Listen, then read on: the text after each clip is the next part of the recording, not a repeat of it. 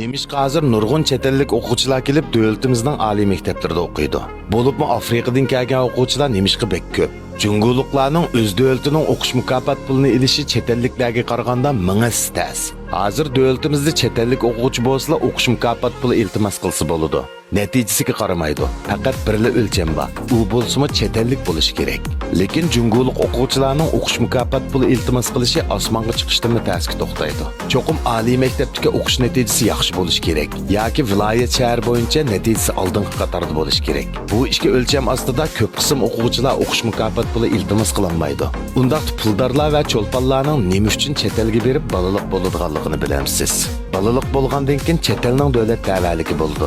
Chet elga bormagan taqdirdami faqat bir parcha chet el davlat tavalligi bilan bu o'quvchining natijasi qanchalik nachar bo'lsa-mu, uningga berilgan muomalaning darajadan tashqari yaxshi bo'lishini to'sib qololmaydi. Junguluq o'quvchilar har yili oliy maktab imtihonida bir numar kam bo'lib qolish sababli o'zi yaxshi ko'radigan oliy maktabni qo'ldan berib qo'yish mumkin. Lekin agar siz chet ellik o'quvchi bo'lsangiz, Afrikadan kelgan bo'lsangizmi, imtihonda 40 numar olgan taqdirdami zo'r bir turkum oliy maktablar bu o'quvchilarni qabul qilaveradi. Bu o'quvchilar o'zining davlat tavalligida oliy texnikumga imtihon berib kirolmasligi mumkin. Lekin bizning bu yerdagi oliy maktablarga kelganda u boshqacha bo'ladi. Nurg'un junguluq o'quvchilar kirolmaydigan oliy maktablarga kirib oliy ma'rifni qabul qilib qolmay, hatto o'qish pulini topshirmay turib, yana har yili 100 ming yuandan ortiq o'qish mukofot puli ola oladi. Ba'zi afrikalik o'quvchilar aslida uyda karvatni setib olmaydi. Lekin bizning oliy maktabga kelganda hashamatlik yotoqda turib qolmay, mustaqil hojatxona, havo tangshigich, mikro to'lqinliq o'choq, quritish mashinasi, televizor qatorliqlarning hammasi to'liq. Yana bir to'p qizlar qo'g'lishib telefon nomerini qoldirib yuriydi. Maktabda bu o'quvchilarga maxsus davlat tilini o'rganish uchun qiz o'quvchilarni qo'shib qo'ydi. Har yil necha yuz ming yuan o'qish yordam puli berdi. Pulni ular qat'iy xajlab bo'lolmaydi. Bu puldan o'zirlanish uchun har xil yeng kiyimlarni kiyib, har xil qavoqxonlarda, bezmixonlarda yuriydi. O'zining davlatida bundaq ta'minotga tushudimi erisha olmaydi. Hatto bir necha yil o'qib, mush pullarni yig'ib davlatga kelsa, davlatimizda oliy maktabda o'qish orqali u o'zining davlatida xilili cho'ng bir boyga aylana oladi. Shuning bilan ular o'zaro urug' tuqqan do'st birodarlarga uqtirish qilib, hammasi davlatimizga kelib, oliy maktabda o'qib, huzurlanib sayohat qilish va boy bo'lish uchun keladi. Amaliyotda bu ajnabiylarga cho'qinib, chet elliklarga cho'qinishning vasvasasi emasmi? Junguluq o'quvchilar chet elga chiqib o'qiganda hech qanday e'tiborga erisha olmaydi.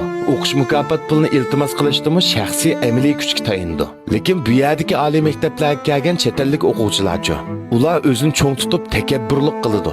O'zi Afrikadagi nomrod bir davlatdan kelgan turib, davlatimizdagi o'qish yordam puliga tayinib, mush yerda o'qiyotgan turib, bizning odamlarimizni ko'zga ilmaydi. Ularning bundoq bo'lishidagi sabab ba'zi kishilar ularni chet ellik deb cho'ng ko'rib xushamat qilishidan ayrilanmaydi. Undaqda davlat ichidagi oliy maktablar nima uchun bundoq qiladi?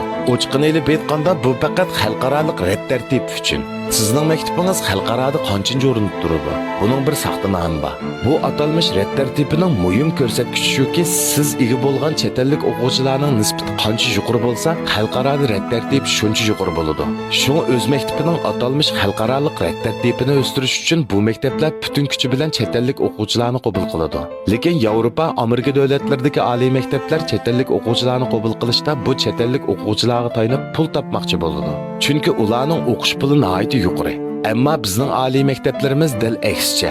Ularga pul tarqitib, birga o'qishib birdigan qiz o'quvchilarni o'rinlashtirib, ularni kelib o'qishga qiziqtirdi. Bir oliy ma'rif yurti o'zining o'qitish saviyasiga tayinib chet ellik o'quvchilarni jalb qilmay, balki pul xajlash usuli orqali chet ellik o'quvchilarga yaxshichaq bo'ladi. Davlat qudrat topdi, madaniyat taraqqiy qildi. Oliy maktablarning bu xil chet ellik o'quvchilarni jalb qilish usuli davlat ichidagi nurg'un o'quvchilarning oliy maktabda o'qish qizg'inligini so'yitib etdi.